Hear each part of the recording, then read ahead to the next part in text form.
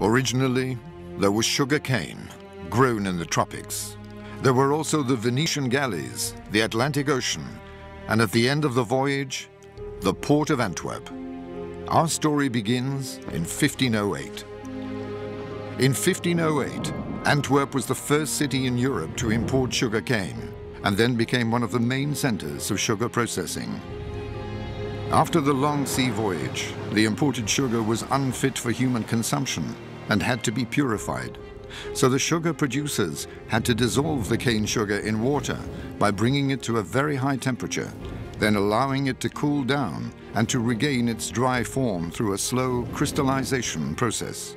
This forced procedure led the sugar producers to a new discovery, a sugar that had not only recovered its purity, but was enhanced in flavor and texture, candy sugar. In Antwerp, the fervor for candy sugar was such that the connection between the river and the Grand Place was called the Suikerraffinaderij, sugar canal, as there were so many refineries, sugar factories and confectioners along its banks. However, by 1573, several events had put a halt to this wild enthusiasm and constant growth, starting with the wars of religion. While the Spaniards torched Antwerp and put its citizens to the sword, sugar producers left the city to find refuge in the Netherlands and Germany, taking their recipe with them, and began manufacturing candy sugar outside Belgium. Then, in 1648, the Treaty of Münster cut off access to the sea. Refineries closed down, one after the other. Finally, in 1806, the coup de grâce, Napoleon imposed the continental blockade against the British. This had major implications for Antwerp, since importing products from overseas, including sugar cane, was prohibited. It was not until the blockade was lifted that the resurrection of Antwerp began. Meanwhile, sugar beet appeared, and sugar cane returned with a vengeance.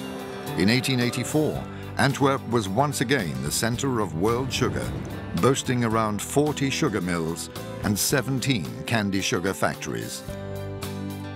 A few factories survived the First and Second World Wars. In 1969, there were still 5 left, but the demand for candy sugar products was sharply declining.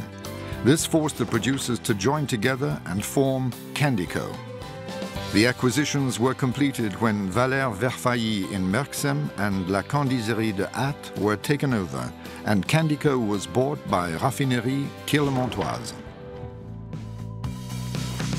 Today, based on the candy sugar production in the Merksem factory, formerly Candico, Raffinerie Tillemontoise is one of the world leaders in sugar specialties.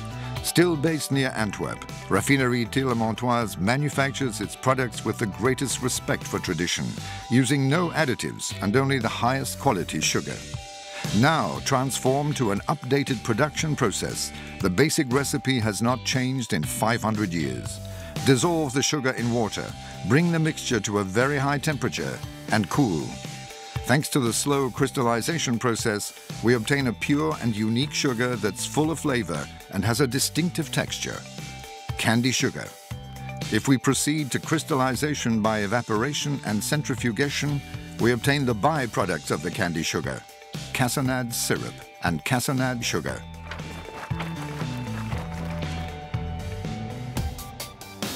The secret recipe of the candy producers has not changed, but new fields are now being explored. Innovation, research and development of new products, assistance with new ideas from customers, service that's tailored specifically for them, and support for the development of their projects.